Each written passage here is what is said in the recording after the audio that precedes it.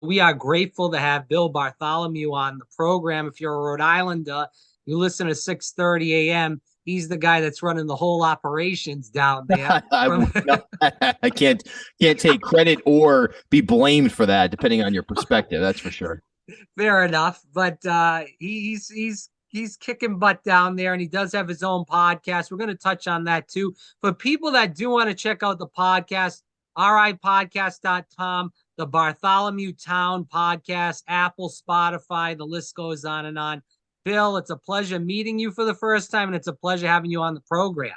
And thanks for having me on. Are you broadcasting live from is that Narragansett Beach behind you there with the palm trees and everything? It's the fake Florida background. I was down in Florida. I'm in Rhode Island in Johnston right now. So unfortunately, that's not a Johnston background, but we'll move on from there. So Bill, let's kick this around. First of all, let's start off, I guess, with last year. What happened?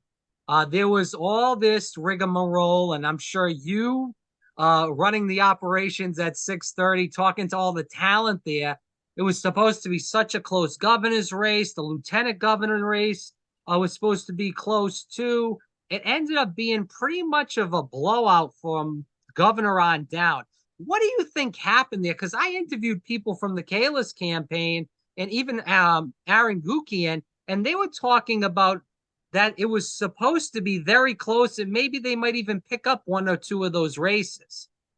Well, first of all, thanks for having me on. I appreciate it. So as far as the governor's race, it was pretty close in the Democratic primary. Helena Right. Bonanno Folks actually came very, very close to defeating Governor McKee. And I think if that had happened, obviously it would have been viewed as a textbook example of how to come out of Rhode Island politics, come from an outsider place in Rhode Island politics and crest at just the right moment. Now, you can make an argument that Helena Folks had a year or whatever it was, not quite a year, to make a name for herself and really build up her base of support. And of course, it came down to mail ballots and unions in a lot of cases getting those mail ballots delivered for Governor McKee. But Helena Folks really did come very close. And throughout the campaign, Nellie Gorbea, the former Secretary of State, actually was quite relevant as well.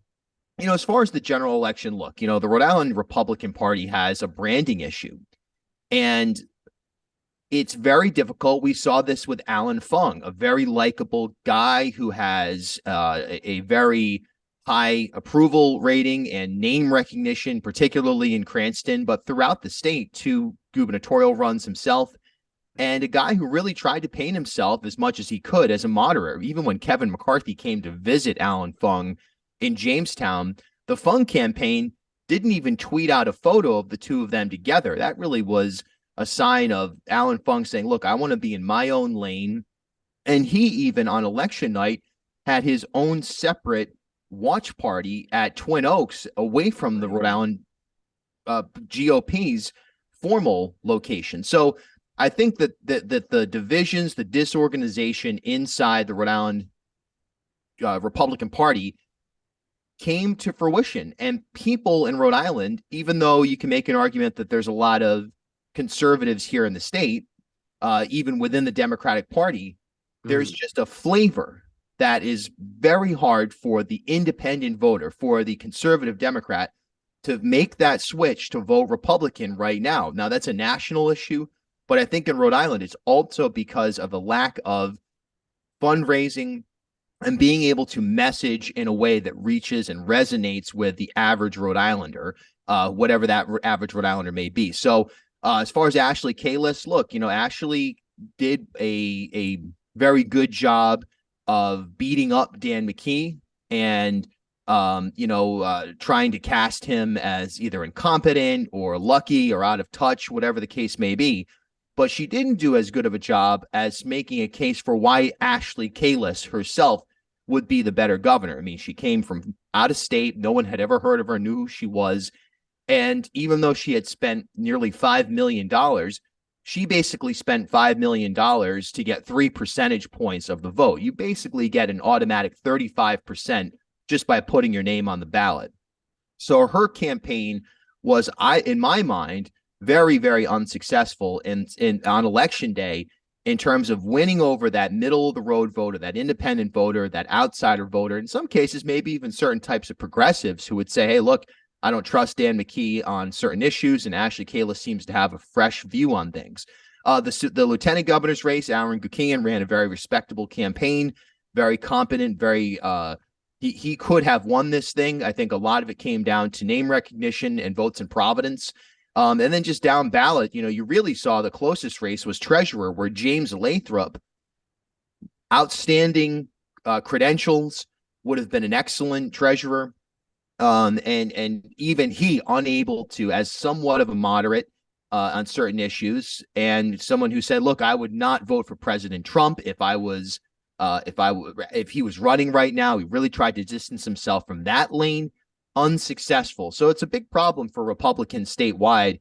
This Joe Powers, who's the new chairperson, we'll see what happens there. But what they really need to do, they need to fundraise, and they need to figure out how to get a message out that resonates, that it veers off of this MAGA far right type of approach and is instead, hey, look, we're pro-business and we want to shake things up, and we're not coming after, we're not trying to marginalize anybody. We just have a different outsider view. And until they get that message resonating, I don't think they're going to have much success.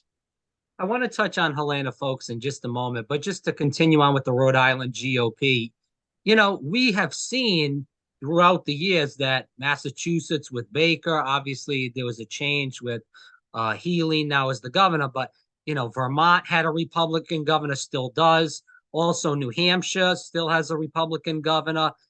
Besides Maine and Connecticut, and obviously Massachusetts with Baker retiring because he wasn't going to win, obviously, in that kind of, he was very well liked, but the Republican primary in Massachusetts probably would have screwed him up because he was so much against President Trump. What do you think is the difference between the Rhode Island GOP and these places like Massachusetts or Vermont or New Hampshire that can get a Republican governor in office, but Rhode Island, they haven't done it, I believe, since Don Carcieri. That was 2008. Right. Well, that's a great question. It's something that I haven't really thought about in terms of what's the compare and contrast. Look, if you look at someone like a Sununu in New Hampshire, who obviously has a namesake that helped him win, but in general, that idea of the Republican head of the executive branch with a more liberal legislature and, a more liberal, maybe general officers outside of governor, that model seems to fit well in other places. And it worked well here in Rhode Island in a lot of cases. Lincoln Almond, then Don Carcieri. Look, Lincoln Chafee, who knows what party he is? It depends on what day of the week it is, but you can make an argument that he kind of fit that shoe as well to a certain extent. I don't know what it is. I think a lot of it is just the character, the personality, the individual. To be a governor is a role that a level of fiscal discipline and optimism and networking is critical. Now, look, Gina Raimondo, for even though she has certainly a legacy that some would identify as progressive when it comes to certain wedge issues, be it abortion or non-binary rights, getting the X on a driver's license, or you can go through the list of things that seem totally not Republican in nature.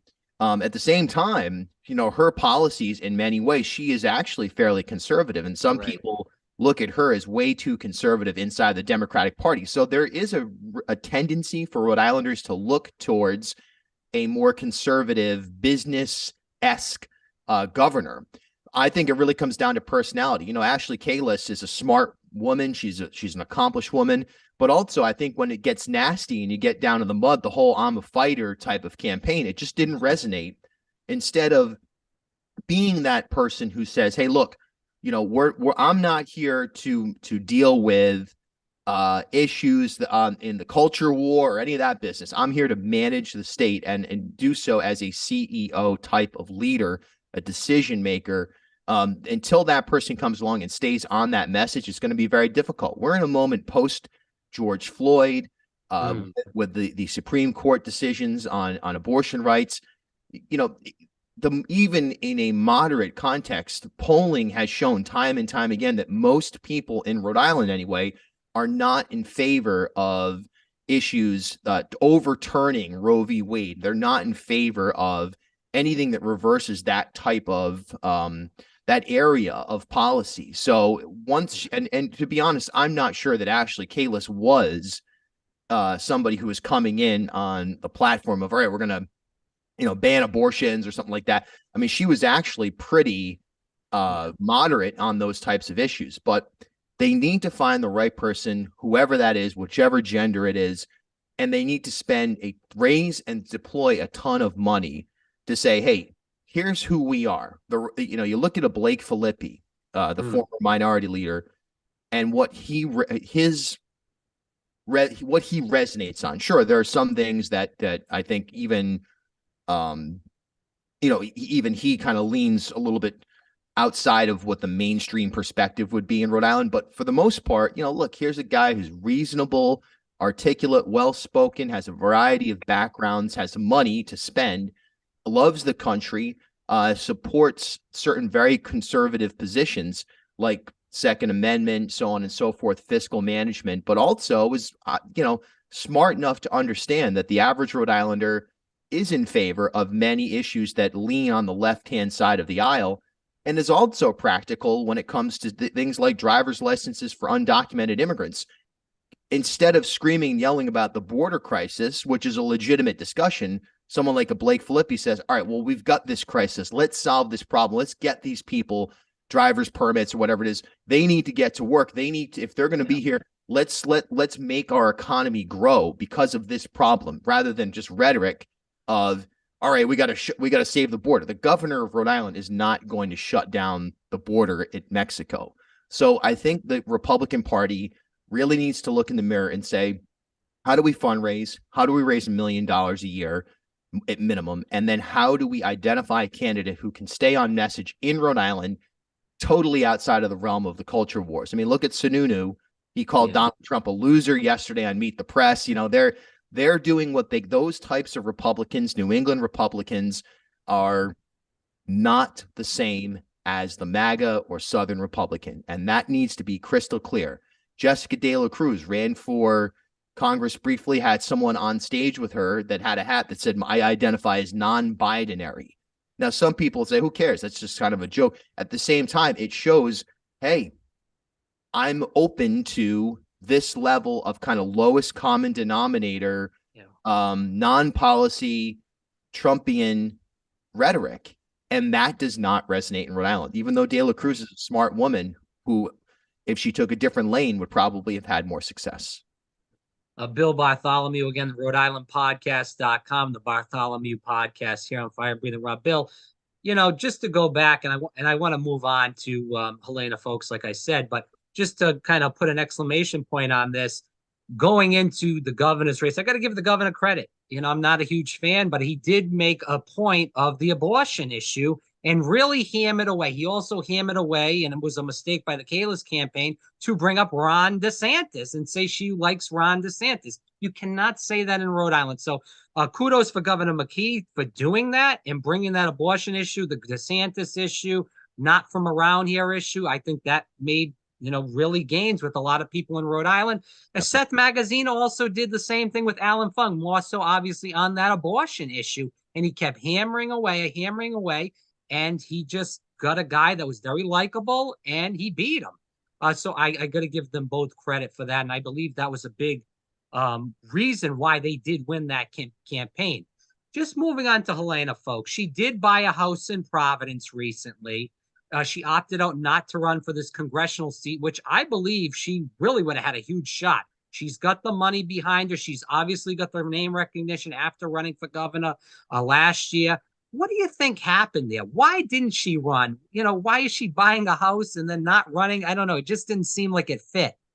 Well, I think she's going to run for governor in 2026 for sure. And she's an executive. She came through that CEO type of pedigree, and she is that. That's who she is. She's not somebody who wants to be, the 530 something congressperson in Washington. She wants to be that leader at the top, and I believe that she is really going to make an impact in 2026. Governor McKee, with his education plan, with stabilizing economic development, be it with Tidewater Landing or other projects around the state, he really needs to determine what is the McKee doctrine. In other words, what is his legacy? Who is he? What is he getting going in terms? He talked about momentum, and he would say, "Oh, not bad for a year and a half." Well, how about not bad for 5.5 years?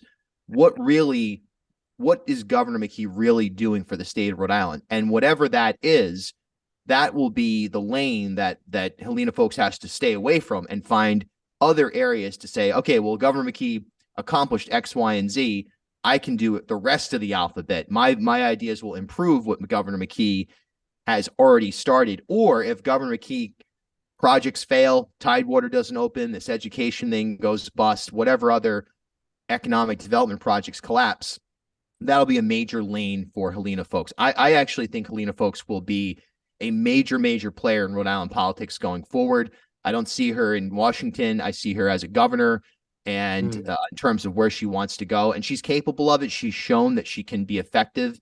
And there's a segment of the Rhode Island Democratic Party that is very much so in lockstep with her ideals and not with Governor McKee. It's this classic battle that I talk about, that I've sort of constantly referenced, this idea that I've sort of developed, which is there's two major peer groups in Rhode Island politics right now, in the Democratic Party anyway. One is the Northern Rhode Island mayoral peer group, McKee at the top.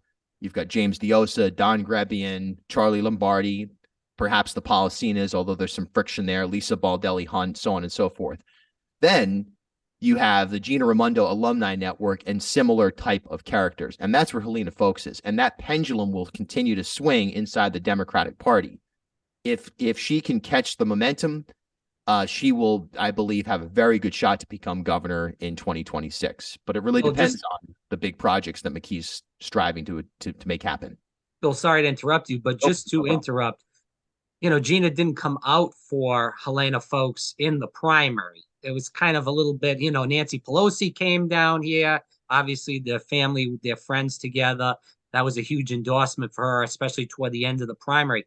What do you think there was there with the Gina Raimondo not coming out for Helena Foulkes? I think that she's very savvy and did not see. Look, I don't know about their personal relationship. I'm not sure what that really is. It's no secret that Governor Raimondo, Secretary Raimondo and Governor McKee are not. They're not going golfing together this weekend. We'll put it that way. At the same time, I think that the secretary, meaning Secretary Raimondo, in terms of getting involved in an election, you don't see that at the presidential level that much either, in terms of, you do obviously within, the general election context, but it almost seemed like she wanted to stay out of the fray. It was, what's the value of getting involved and creating additional strife that's already there? But I'm also not sure that a Raimondo endorsement would have helped Helena Bonanno Foulkes.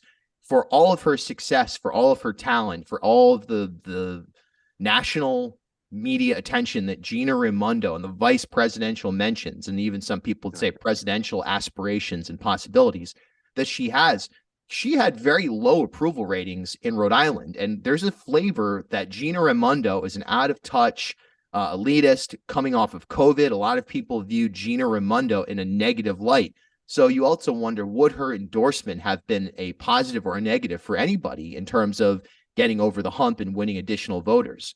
And that may have been a factor as well. Although we'll see what happens if Gina Raimondo is a vice president in 2026, or even if she is still in a let's say she gets Treasury Secretary.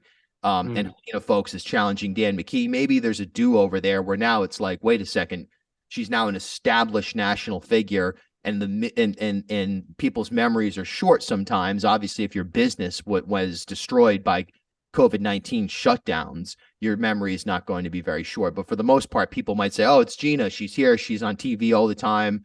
We love Gina. All that may start up again. We'll see.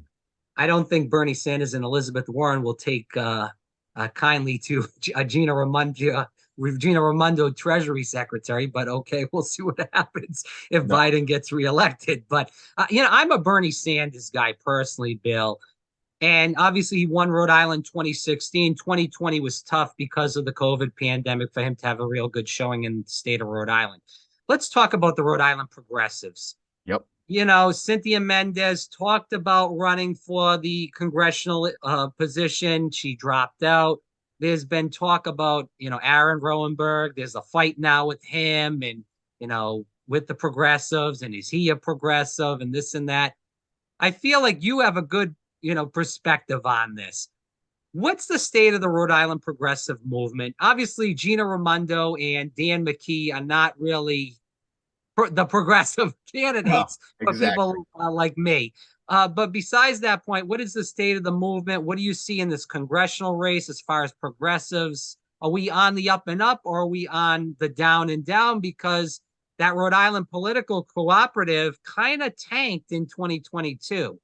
Completely. It's look, the reality is that in terms of the progressive movement in Rhode Island, there's been division since at least I kind of came back to Rhode Island and started paying attention. You look at 2018, Matt Brown running for governor and actually had a legitimate shot to take out Gina Raimondo. And of course, Aaron Regenberg challenging Dan McKee in the lieutenant governor's race that he lost by a percentage point. Right. A very impressive race run by Aaron Regenberg, but the two never even crossed paths. You never saw them campaigning together. You never saw them holding joint events. There was really no combined force there. It almost felt like, all right, here's two guys who are in their own lanes. They don't work together. And that was the case. There was not a lot of overlap in infrastructure, and in even some messaging was very different. And some people probably thought, oh, Aaron Regenberg should have been the person running for governor and whatever. But today, where this is at is it's very unfortunate. And I think that there's a lot of things that are happening in the progressive movement that are going to be enormously problematic. You can go to the more extreme version of it, the Democratic Socialists of America, who have actually some excellent ideas. And when you think about people, I don't know about you, I'm a millennials and Gen Z, trying to buy a house, you're trying to, you're working and not being compensated in a way that reflects the cost of living, gas prices, food prices, wars all over the world. You're seeing an enormous separation of haves and have-nots. You're seeing the purchasing power of the dollar obviously go down. All of these things are happening. Why wouldn't people in our age group say, yeah, a more socialist version of a more democratic socialist version of government makes sense to a certain extent? Why wouldn't you? Because right now, although capitalism does work in some ways, it's also clearly broken. So their ideas resonate. At the same time, they're so dogmatic that you look at David Morales, a very popular state representative who was endorsed by, came out of that DSA, Democratic Socialists of America, went into the chamber this year and voted for Speaker Shekarchi, and the DSA rescinded their endorsement of Morales because they said, we don't support candidates that support the establishment. So while I am somebody who spent a lot of time in cafes in New York reading Noam Chomsky and laying on the sidewalk with some girl from, Russia and like talking about different things that, different ideas and arguing and debating and feeling and loving that experience, I also recognize that has to be separate from what happens at the State House if you want to get things done. So there's a branch of the progressives in Rhode Island that are more philosophical and less political. I value them. I think their ideas are sometimes quite valid. At the same time, it's totally impractical. So you've got that wing. Then you've got this co-op splinter off type thing. Matt Brown, apparently everybody hates Matt Brown now. In that the co-op, super unsuccessful, never had the pizzazz that it needed. Even their color scheme, it was kind of comic booky, light blue and yellow. It just didn't really have the nuance to go district by district and say, hey, forget about my progressive credentials.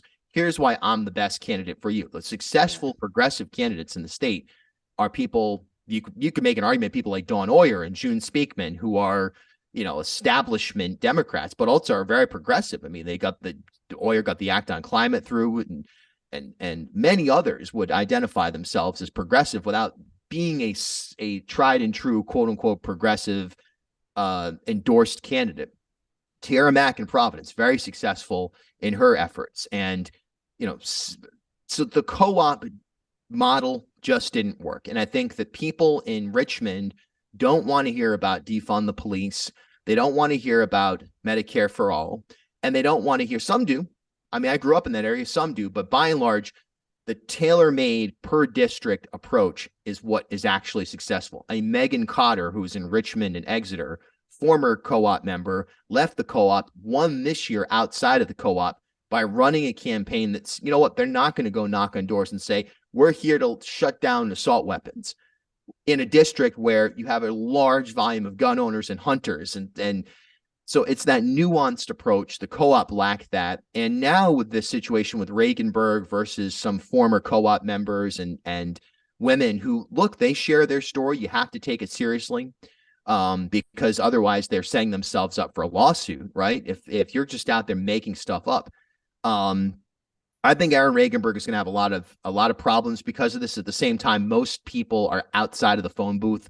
Will have they've never heard of Moira Walsh or Jen Rourke or Janine Calkin or Corey Jones. They have no idea who these people are. They will never. Maybe they glanced at a headline or read an article in March or April, whatever it is, that says Regenberg was misogynistic or whatever it is. But by the time you get to the primary, that may have long since faded, this current spat.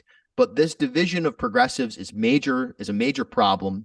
And you're right that there's a flavor of a Bernie Sanders type of outsider candidate that is missing. Everybody wants to be it. That's for sure. It is a moment also to uplift women and people of color in terms of the spotlight. Should that be the credential that gets you elected to Congress? I don't think that should be the single credential, of course. But you wonder if there'll be backlash. People will look at Regenberg and say, here's a double Ivy Leaguer. He's a quote unquote an activist. Then he goes and is a state representative. Then he goes and loses lieutenant governor race, goes to Harvard Law, briefly worked for Alorza for 3 or 4 or 5 or 6 months, goes to Harvard Law, gets out of there, gets a clerkship, leaves the clerkship to run for Congress. People are going to say, dude, have you ever run a jackhammer? Have you ever swung a hammer? And to me, progressives are of the working class and ought to at least the white savior, rich guy may not resonate for a lot of people. And I think that that's a legitimate concern. Well, Bill, you brought it up, and this is the problem in Rhode Island. This is the problem nationally with the progressives fighting each other. Nationally, in 2020, it was, my opinion, was Elizabeth Warren screwing Bernie Sanders, staying in the race throughout Super Tuesday, where Bernie would have picked up those states. And she basically screwed him because she thought Biden was going to give her the vice presidency. And obviously the George Floyd, which you alluded to earlier, happened. And he had to, and it stinks that we have to say this, he had to pick somebody of African-American descent and a woman, because he already admitted he was going to pick a woman. So that's where the Kamala Harris pick came in. So do you have that nationally? And then Rhode Island is kind of like a cesspool with this right now, which you said, with all these little splinter groups.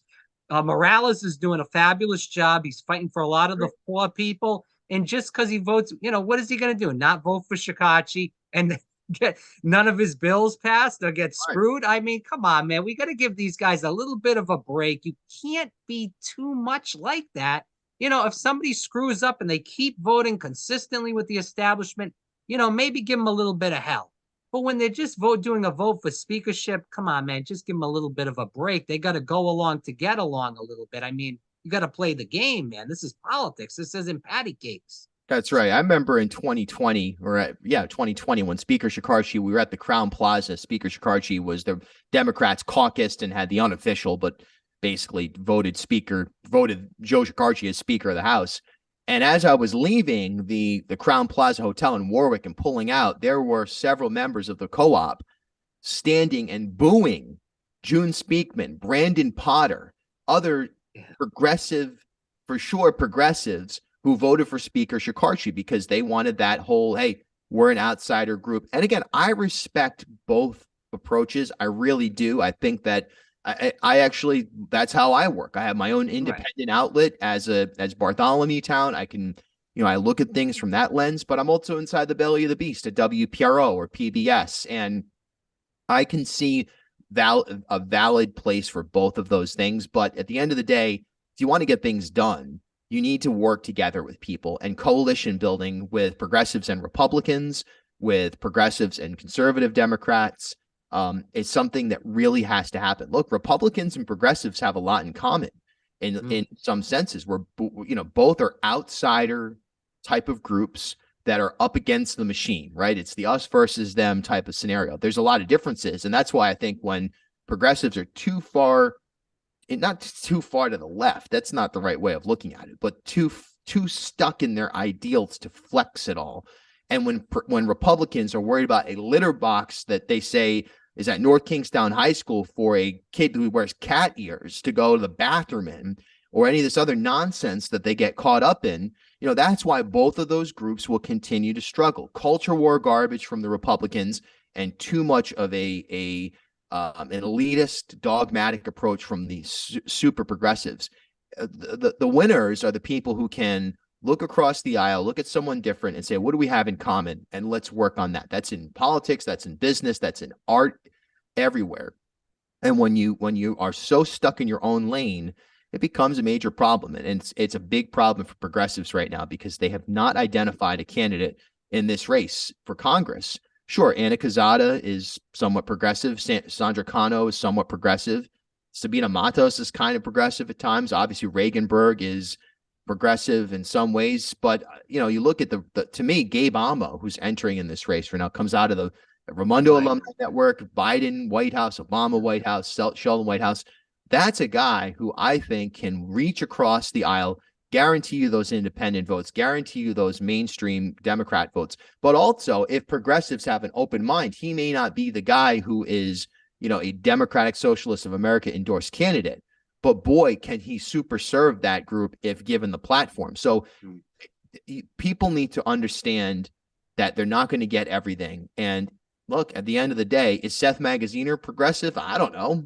I mean, who even really knows anymore what it means to be progressive?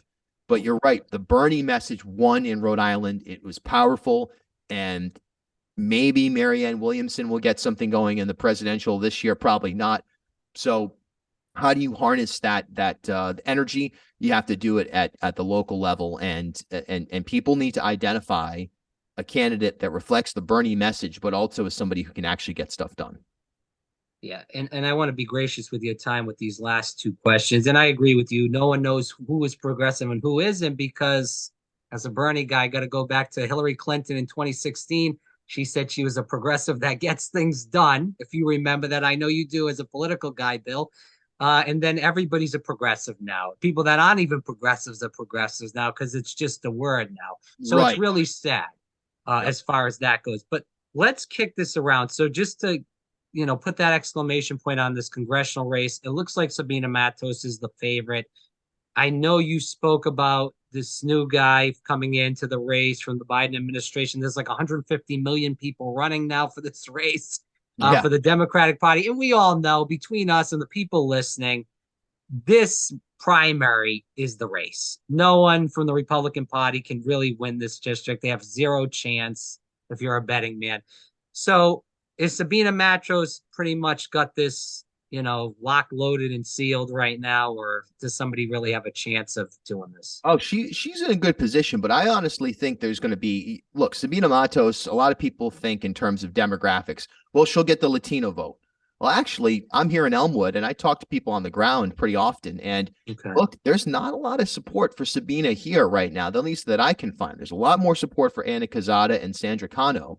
Now, does that mean that the random voter in Tiverton, who has no idea who any of these people are, but may have seen Sabina Matos on the news talking about the DOT loading up, salt for a winter storm or something like that, whatever random FaceTime and name recognition that Sabina Matos has, does that person say, oh, well, I've heard that this other Latino person is a better option? I don't know, but it's not a guarantee that Sabina Matos has the groundswell of support in Providence. She's going to have to compete for votes on the east side of Providence with significantly with Aaron Reaganberg, John Gonzalez, who may be more on a mayoral pathway, and this may be an Angel Tavares-esque testing the waters type of move, but is a legitimate candidate. And like I said, Reaganberg, but Gabe Amo is a very serious candidate. He may actually get Joe Biden to come out to Rhode Island and endorse him. He's a heavy hitter. He's got a lot of institutional support behind him. He's already raised over $100,000 less than a week into his campaign. I think this race right now on a statewide basis comes down to Gabe Amo, Aaron Regenberg, and Sabina Matos. If somehow Quezada and Cano, either of them, either consolidating or even in their own lanes, can somehow, I don't know if they can, but raise money, enough money to become a legitimate statewide name, they may also be factors. John Gonzalez, maybe not so much. Now you got this Don Carlson down in Jamestown. He says he's going to throw $1 million into the race. Maybe he's a factor, and all these other people that are getting in. Look, somebody's going to have to be the more conservative leaning Democrat. Is that Stephen Casey, the Woonsocket state representative? Is that somehow, some way, Alan Waters? I mean, he was a Republican forever. Now he's a Democrat. Somebody's going to gobble up some of those votes in that Tiverton, Little Compton, Northern Portsmouth, Bristol Warren. There's conservative votes to be had there. Somebody may gobble up some votes there as well, and that may take away a vote from a Gabe Amo or a more mainstream type of Democrat. But if I was to say right now who I think it's going to be, I think you're looking at an Amo, Matos, Regenberg, three-way heavyweight, so to speak, with maybe one or two others that actually stay in. And if either of the other women that I'd mentioned, Quezada or Cano, can somehow, some way find a track towards state name recognition, they may also be relevant come June. And we'll see who actually files to run. But it's going to be an interesting race. 15 people is a lot. I think it's and possibly a good example of why ranked choice voting would be something to explore. But we don't have that. So what it's going to be is somebody's going to be able to win this race with very few votes. And you're right. That will then trigger next year in 2024. Does that person have any in other words, once we get through this special election, you got to run almost immediately start campaigning again. That's when you may see a more road tested Republican get in the race. I heard this Dr. Scully might get in. He's the dentist, the anti-vax dentist. Didn't want to take the vaccine. I don't know, whatever. No one knows who he is outside of, Mike Stenhouse's, small following and, people who listen to Matt Allen show. No one has, which is a large amount of people. So I'll give him that credit. But for the most part, no one knows who Dr. Scully is. No one cares about Dr. Scully. No one cares about anti-vaxxers. And it will be the Democratic primary, like you said, that determines this race. Bill, as we go toward the end with just to top off on that last point you were making about the congressional race, David Cicilline obviously retiring, running the Rhode Island Foundation is his next venture. With that said, he's got a lot of power in Providence, obviously being the former mayor, being in Congress. He had a very significant seat in Congress, running the impeachment trial. As far as that go, a lot of power for David Cicilline in Congress, leaving that Rhode Island seat. With that said, how is David Cicilline going to play in this race? Have you heard anything about an endorsement? Was he going to sit it out? What do you think Cicilline will do? I think that's an interesting question. I mean, I would suspect initially he's going to sit it out for sure. And in his new role at the Rhode Island Foundation, he has to be out of politics. He has to be apolitical. So does he want to endorse Sabina Matos only to have her lose to Gabe Amo or vice versa, and then have to have that relationships, which, there's a formality to it. And then there's a lot of informality to those types of relationships, Rhode Island Foundation executive director and a congressperson. So, I don't know. I doubt he gets involved in this thing. I think that there's been a lot of arguments made that it doesn't matter that David Cicilline has set a date certain of June 1st. And, this whole process has kind of been dragged out. There's been some people who have screamed about it, like Dan York, who I work with on the afternoons on WPRO. He has said time and time again that, look, David Cicilline should have resigned immediately, and we should have immediately begun the process of electing or seeking a new congressperson. So, but I think for the most part, the average Rhode Islander will have no really idea about this process. Will have no idea. It doesn't tarnish David Cicilline's legacy or anything like that. But I think he sits this one out. In terms of an endorsement, it's hard to imagine that he would throw himself in the middle of this race in the middle of the summer while he's trying to get his feet grounded. Now, once he's elected, or once we have a primary winner, if there is a Republican or the miscellaneous independent that may get in, especially if they're of any kind of serious nature, I think then it's possible that you'll see him do something, but it would not be, I don't see David Cicilline standing at a podium or holding a megaphone. It may just be hey, I, on non-political terms, I trust this person who happens to be a Democrat to be the next congressperson. So, but he has to get out of politics in general for his new job. Bill Bartholomew, again, the Bartholomew-Town podcast, Rhode Island RIpodcast.com. Bill, as we go toward the end of this interview, can you tell people a little bit about your podcast? And obviously you have a lot of other ventures rather, with PBS and, working at WPRO. Dan York, obviously you just alluded to him too.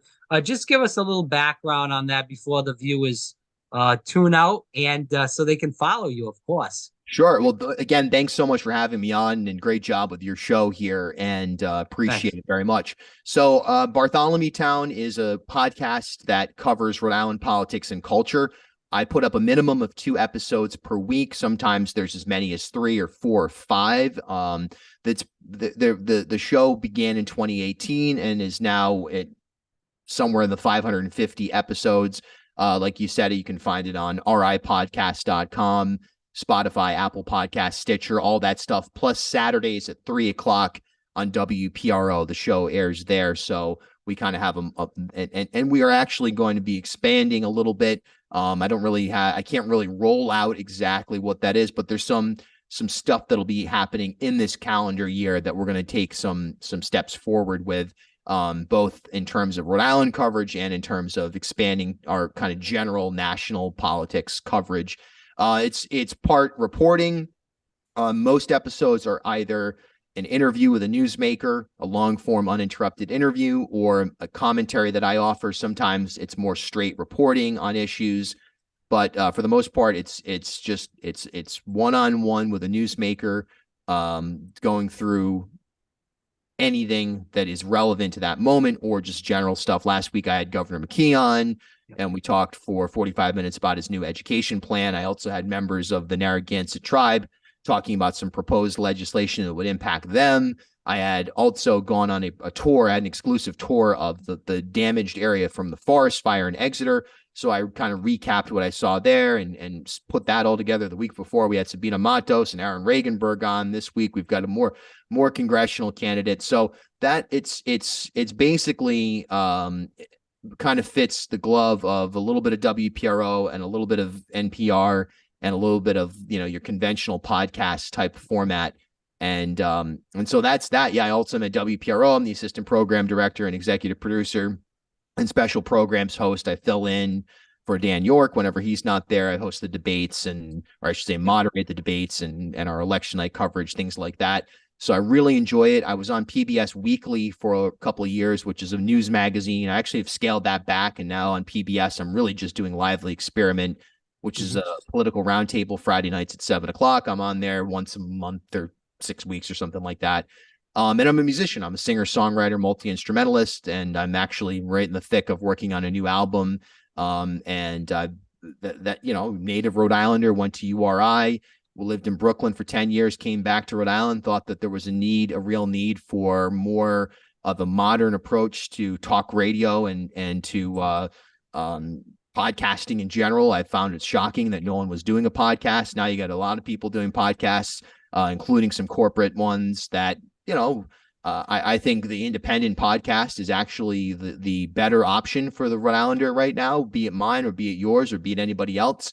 At the same time, I'm not going to knock the corporate podcasts. I just think that podcasts in general, when they become too corporate, they lose some of the magic. And so I appreciate what you're doing a lot. Oh, very well said. I think that's a great place for us to end. Again, thank you for coming on the program. And next time we might have to have you on maybe a little bit of politics, because I know that's your game, but also to talk about some music, because that's something that I love. I think music makes the heart grow fonder. Music is good for your mental health. And we need to talk about music. So next time, maybe in a couple of weeks, have you on to speak about music in general and what you're doing with your new musical endeavors. Anytime. Always a pleasure. All right.